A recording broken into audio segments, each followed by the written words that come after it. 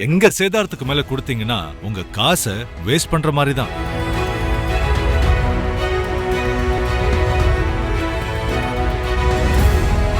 GT Holidays, South India's #1 travel brand. You know you are special when you're with GT Holidays.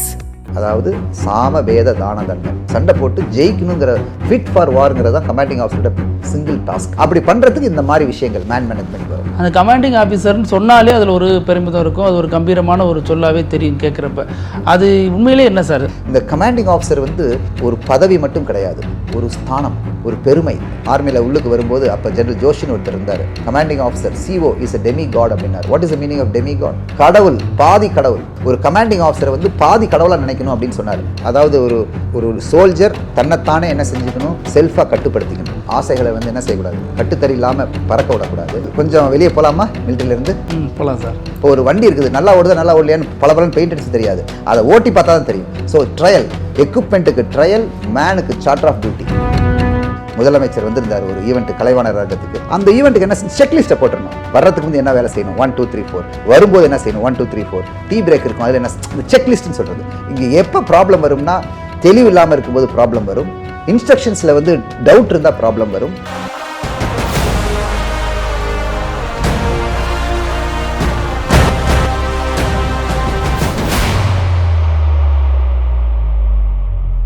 இல்லை sir, இப்போ ராணுவம்னு வந்துட்டுனாலே commanding ஆஃபீஸர்னு ஒருத்தர் இருப்பார்.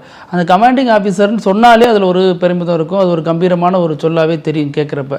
அது உண்மையிலே என்ன சார்? கமாண்டிங் ஆஃபீஸர், இந்த இராணுவ கட்டுப்பாடு, இதெல்லாம் நிறைய தமிழகத்தில் புழக்கத்தில் இருக்கிற வார்த்தைகளாக இருக்குது. அது என்ன சொல்ல வருது?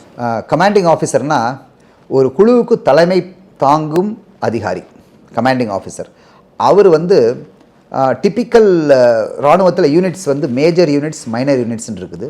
மேஜர் யூனிட்ஸ்னால் ஒரு 800லேருந்து 1000 பேர் இருக்கிற ஒரு குழு. மைனர் யூனிட்ஸ்னால் ஒரு 120லேருந்து 140, 200, 250, 800லேருந்து 1000 இல்லாத யூனிட்ஸை வந்து மைனர் யூனிட்ஸ். 400, 300 அந்த மாதிரி.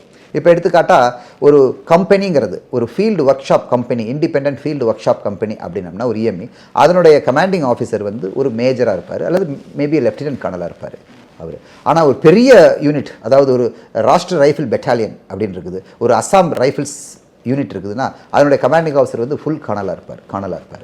இந்த கமாண்டிங் ஆஃபீஸர் வந்து ஒரு பதவி மட்டும் கிடையாது, ஒரு ஸ்தானம், ஒரு பெருமை. நாங்கள்லாம் ஆர்மியில் உள்ளுக்கு வரும்போது அப்போ ஜெனரல் ஜோஷின்னு ஒருத்தர் இருந்தார். அவர் ஃபஸ்ட் என்ன சொன்னார், I want every army person to understand that commanding officer CO is a demi god அப்படின்னார். What is the meaning of demi god? Demi காட்னா என்னது? கடவுள், பாதி கடவுள் அப்படின்னா டெமி காட். அந்த ஒரு கமாண்டிங் ஆஃபீஸரை வந்து பாதி கடவுளாக நினைக்கணும் அப்படின்னு சொன்னார். அந்த அளவுக்கு கமாண்டிங் ஆஃபீஸரோட தரம், அந்த அளவுக்கு கமாண்டிங் ஆஃபீஸரோட ஸ்தானம் ஹையஸ்ட்டாக இருக்கும். எல்லா வண்டிகளும் ஒரு இடத்துல போகும், ஆனால் ஒரு செப்பரேட் ரெட் ரூட்னு இருக்கும், VIP ரூட். அதில் வந்து flag officers vehicle and commanding officer vehicle இருக்கும். அந்த அளவுக்கு ஃப்ளாக் ஆஃபீஸர்னால் ரொம்ப சீனியர், ஜென்ரல் அந்த மாதிரி. ஸோ அந்த மாதிரி கமாண்டிங் ஆஃபீஸருங்கிறது வந்து ஒரு நம்மளால் நினச்சி பார்க்க முடியாத அளவுக்கு பொறுப்புகளும், அவருக்கு வந்து ஸ்தானத்தில் வந்து உயர்ந்த ஸ்தானமும், அட் த சேம் டைம் அவருடைய மதிப்பு, மரியாதை, அவருடைய டாஸ்கிங் எல்லாமே இருக்கும். இந்த கமாண்டிங் ஆஃபீஸர் வந்து அவர் டாஸ்கில் மட்டும் ஹார்டாக இருக்க மாட்டார். ஒரு யூனிட்டில் நம்ம குடும்பத்தில் ஒரு அப்பா மாதிரி இருப்பார். பார்த்துட்டிங்களா, ஒரு கூட்டு குடும்பம், அந்த கூட்டு குடும்பத்தில் ஒரு அப்பா இருக்காருன்னா எப்படி இருப்பார், அந்த மாதிரி கமாண்டிங் ஆஃபீஸர் அந்த யூனிட்டை ஹேண்டில் பண்ணணும். அதாவது சாம வேத தான தண்டம் அப்படின்னு அர்த்தம். சாமம்னா அக்செப்ட் பண்ணிக்கிறது. ஒரு தப்பு, சின்ன தப்பு நடந்ததுன்னா, ஒரு சின்ன குழந்தை தப்பு செஞ்சுன்னா உடனே அக்செப்ட் பண்ணுறது, அதுக்கு பேர் சாமம் சான்ஸ்கிரிட்டில் சாமம். வேதம்னா என்னது? தப்பு பண்ணால் 2 பேர் தப்பு பண்ணால் கொஞ்சம் சுட்டி காட்டி ஒதுக்கி வைக்கிறது. ஏய் நீ தப்பு பண்ணுறடா, இது பண்ணுங்க அப்படின்ட்டு ஒதுக்கி வைக்கிறது. அப்படியாவது அவன் திருந்துறான். நான் ஃபஸ்ட்டு அட்டெம்ப்ட் என்ன செய்யணும், சாமம். அதாவது பரவாயில்ல சின்ன பையன் அப்படின்ட்டு அக்செப்ட் பண்ணுறது. அதுவும் மீறி தப்பு பண்ணுறான்னா அவனை என்ன செய்யணும், ஒதுக்கி வைக்கணும். அதுவும் மீறி தப்பு பண்ணால் என்ன செய்யணும், சத்தம் போயிட்டு போ அப்படின்னு ஒரு தடவை விட்டு பிடிக்கணும், தானம். அதுலேயாவது அவன் என்ன செய்யணும், ஐயோ நம்ம தப்பு பண்ணுறமே நம்ம மாறுவோம். அது மீறி போயிடுச்சுன்னா தண்டம், அப்போ பனிஷ் பண்ணணும். இதுதான் கமாண்டிங் ஆஃபீஸரை வந்து லீட் பண்ணிட்டு போகிற, மேனேஜ்மெண்ட்டில் லீட் பண்ணிட்டு போகிற ஒரு simple and most effective formula, சாம பேத தான தண்டம். இதை எவ்ரி கமாண்டிங் ஆஃபீஸர் ஃபாலோ பண்ணுவார். அப்படி ஃபாலோ பண்ணி தன்னுடைய மேனேஜ்மெண்ட்ஸை வந்து பக்காவாக வச்சு, சிறப்பாக அந்த யூனிட்டை வந்து வெல் ஆயில்டு மெஷினரியாக வச்சு அந்த யூனிட்டை வந்து வாரில் ஜெயிக்க வைப்பார். Main role of commanding officer வந்து தன்னுடைய யூனிட்டை வந்து ஃபிட் ஃபார் வார், அது எப்போவுமே இருக்கணும். சண்டை போட்டு ஜெயிக்கணுங்கிற ஃபிட் ஃபார் வார்ங்கிறது தான் கமாண்டிங் ஆஃபீஸரோட சிங்கிள் டாஸ்க். அப்படி பண்ணுறதுக்கு இந்த மாதிரி விஷயங்கள் மேனேஜ்மெண்ட் வரும். இன்ஃபேக்ட் கமாண்டிங் ஆஃபீஸர் வந்து ஒரு அதோட இன்னொரு எக்ஸ்டென்ஷன் என்னன்னா, கமாண்டிங் ஆஃபீஸரோட ஒய்ஃப். ஆர்மி வந்து போத் ஆஃபீஸர்ஸை பொறுத்தவரையிலும், ஒரு ஆஃபீஸர் கார்டரை பொறுத்தவரையிலும் ஆஃபீஸர்ஸ் ஆஸ் வெல் அஸ் தேர் ஒய்ஃப்ஸ் அவங்களும் ரொம்ப முக்கியமாக என்னது அவங்களுடைய ரோல் இருக்குது ஆர்மியினுடைய கட்டமைப்பில். கமாண்டிங் ஆஃபீஸரோட ஒய்ஃப் நாங்கள்லாம் கவும்போம், சிஓ ஒய்ஃபும்போம்.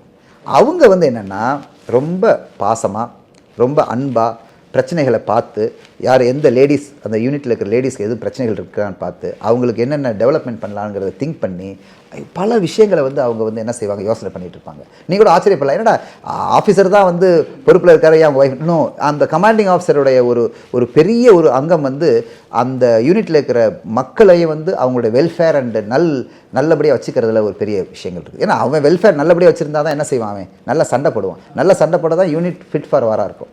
யூனிட் ஃபிட் ஃபார் வாராக இருக்கிறதுக்கு ரெண்டு விஷயங்கள் இருக்குது. ஒன்று எக்யூப்மெண்ட் ஃபிட்டாக இருக்கணும், இன்னொன்று வந்து மனிதன் ஃபிட்டாக இருக்கணும். எக்யூப்மெண்ட்டை எப்படினாலும் புதுசாக வாங்கி ஃபிட் பண்ணிடலாம், மனிதன் ஃபிட் இல்லாட்டி ஒன்றும் செய்ய முடியாது. அந்த மனிதனை ஃபிட் பண்ணுறதுல பெரும் பங்கு கமாண்டிங் ஆஃபீஸருக்கு. இல்லை சார், இராணுவ கட்டுப்பாடு. இந்த இப்போ எலெக்ஷன் வந்துடுச்சு, இனிமேல் ஒவ்வொரு கட்சியும் சொல்லுவாங்க கட்சி இராணுவ கட்டுப்பாடோடு இருக்குது அப்படின்னு சொல்லுவாங்க. அந்த இராணுவ கட்டுப்பாடுங்கிறது எதையெல்லாம் வரையறுத்து அதை சொல்கிறாங்க சார்? இராணுவ கட்டுப்பாடுங்கிறது வந்து செல்ஃப், அதாவது ஒரு சோல்ஜர் தன்னைத்தானே என்ன செஞ்சுக்கணும், செல்ஃபாக கட்டுப்படுத்திக்கணும். ஆசைகளை வந்து என்ன செய்யக்கூடாது, கட்டுத்தறி இல்லாமல் பறக்க விடக்கூடாது, செல்ஃபை கட்டுப்படுத்திக்கணும். ஒன்று. செகண்டு, நான் அப்போவே சொன்ன மாதிரி நாம் நிஷான், நாம் நமக் நிஷான், அதனுடைய ஃபாலோ பண்ணணும். அண்ட் அந்த இது பண்ணும்போது என்ன டூஸ் அண்ட் டோன்ட்ஸ்ன்னு இருக்கும். நாங்கள் எப்போவுமே ஒரு சிம்பிள், கொஞ்சம் வெளியே போகலாமா மிலிட்டரியிலேருந்து? போகலாம் சார். நாங்கள் என்ன செய்வோம்னா, ஒரு மேனேஜ்மெண்ட்டுக்கு வந்து இது எல்லாத்துக்கும் பொதுவாகவே சொல்லலாம், இது நக்கீரனோட நேயர்களுக்கு நான் சொல்கிறேன். மேனேஜ்மெண்ட்டோட கான்செப்ட் என்னென்னா, ஒரு அப்பாயின்மெண்ட்டாக இருந்தால் அவனை டெஸ்ட் பண்ணுறதுக்கும் அவனை சிறப்பாக வேலை செய்கிறதுக்கும் அவனுக்கு சார்ட்டர் ஆஃப் டியூட்டி கொடுக்கணும். சார்ட்டர் ஆஃப் டியூட்டின்னு என்னது, இது எதை செய்யணுங்கிறது. அதான் எந்த அப்பாயின்மெண்ட், பியூனாக இருந்தாலும் சார்ட்டர் ஆஃப் டியூட்டி, பெரிய அதிகாரியாக இருந்தால் சார்ட்டர் ஆஃப் டியூட்டி, மேனேஜராக இருந்தால் அந்த சார்ட்டர் ஆஃப் டியூட்டியை கொடுத்தோம்னா அவங்களுக்கே என்ன தெரிஞ்சிடும், என்ன எப்படி செய்கிறதுங்கிறது தெரிஞ்சிடும், தெளிவு வந்துடும். யாருக்கு, மனிதனுக்கு. அதாவது man will be controlled by charter of duties. புரியுதுங்களா? அதே வந்து எக்யூப்மெண்ட்டாக இருந்தால் என்ன செய்யணும், எக்யூப்மெண்ட்டாக இருந்தால் செய்யணும், அந்த எக்யூப்மெண்ட் ட்ரையலில் போடணும். ட்ரையல் என்னது, ஃபீல்ட் ட்ரையல் பண்ணணும். இப்போ ஒரு வண்டி இருக்குது, நல்லா ஓடுதா நல்லா ஓடலையான்னு பலபலன்னு பெயிண்ட் அடிச்சு தெரியாது, அதை ஓட்டி பார்த்தா தான் தெரியும். ஸோ ட்ரையல், எக்யூப்மெண்ட்டுக்கு ட்ரையல், மேனுக்கு சார்ட்டர் ஆஃப் டியூட்டி. ஆனால் ஒரு ஈவெண்ட்டாக இருந்தால் என்ன செய்யணும், செக்லிஸ்ட்டை போட்டுடணும். ஒரு ஈவெண்ட், இப்போ சப்போஸ் ஒரு மெடல், இன்னைக்கு மார்னிங் வந்து நம்ம மாண்பு முதலமைச்சர் வந்திருந்தார் ஒரு ஈவெண்ட்டு, கலைவாணர் அரங்கத்துக்கு நம்ம வீட்டுக்கு பக்கத்தில். அப்போ அந்த ஈவெண்ட்டுக்கு என்ன செக்லிஸ்ட்டை போட்டுடணும்.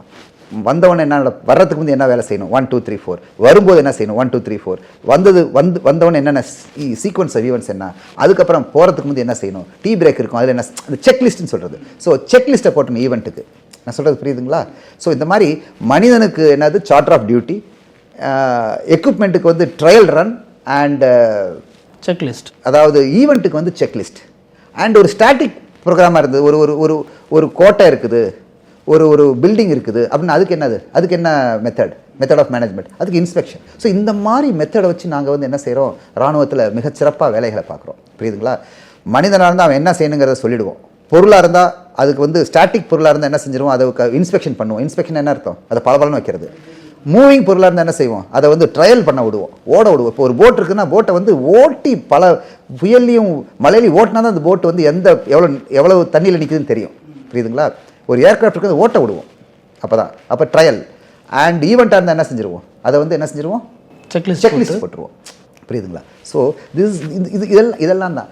அண்ட் இன்னொரு முக்கியமான விஷயம் இராணுவ கட்டுப்பாடில் ஒரு முக்கியமான விஷயம் என்னென்னா, everybody will be told dos and டோன்ட்ஸ்ன்னு இருக்கும். நீ என்ன செய்யணும்னு ஒரு 10 பாயிண்ட்டு, என்ன செய்யக்கூடாதுன்னு 10 பாயிண்ட், இவ்வளோதான். ஒரு சொசைட்டியவோ அல்லது ஒரு குழுவை நடத்துறதுக்கு சிம்பிள் பெரிய விஷயங்கள் எதுவுமே கிடையாது. Dos and don'ts. இப்போ நக்கீரன் டிவியில் இருக்கிற ஃபோட்டோகிராஃபர் என்ன செய்யணுங்கிறது 10 பாயிண்ட், என்ன செய்யக்கூடாதுங்கிறது 10 பாயிண்ட்டை போட்டோம்னா நக்கீரன் டிவி ஃபோட்டோகிராஃபர்லேருந்து எந்த டெஃபிஷியன்ஸுமே வராது. இங்கே எப்போ ப்ராப்ளம் வரும்னா, தெளிவு இல்லாமல் இருக்கும்போது ப்ராப்ளம் வரும், இன்ஸ்ட்ரக்ஷன்ஸில் வந்து டவுட் இருந்தால் ப்ராப்ளம் வரும், கிரே ஏரியாஸ் இருந்தால் ப்ராப்ளம் வரும். அப்போ தான் இண்டிவிஜுவல் என்ன செய்வார், நல்ல பையனாகவே இருப்பான், என்ன நினைப்பான், fringe, he will go out of the boundary. அப்போ தான் ப்ராப்ளம் வரும். ஸோ நீங்கள் சொல்கிற மாதிரி எந்த ஒரு பெரிய வேலையாக இருந்தாலும் இராணுவ மெத்தடில் அந்த வேலையை அப்ரோச் பண்ணோம்னா அந்த வேலை மிக சுலபமாகவும் மிக சிறப்பாகவும் எல்லாத்துக்கும் பெருமைப்படக்கூடிய விஷயமாக முடியும்னு நான் சொல்ல விரும்புகிறேன். உங்கள் நேரத்துக்கு கருத்துக்கு ரொம்ப நன்றி சார். நன்றி, வணக்கம். நக்கீரன் டிவிக்கு சப்ஸ்கிரைப் செய்யுங்கள். உங்கள் ஆதரவே எங்கள் பலம்.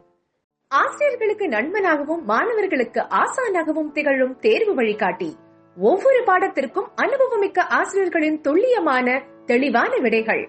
CNC இருக்கு, தேர்வு பயம் எதற்கு? இது தீரன் பப்ளிஷிங் ஹவுஸ் விற்பனை வெளியீடு.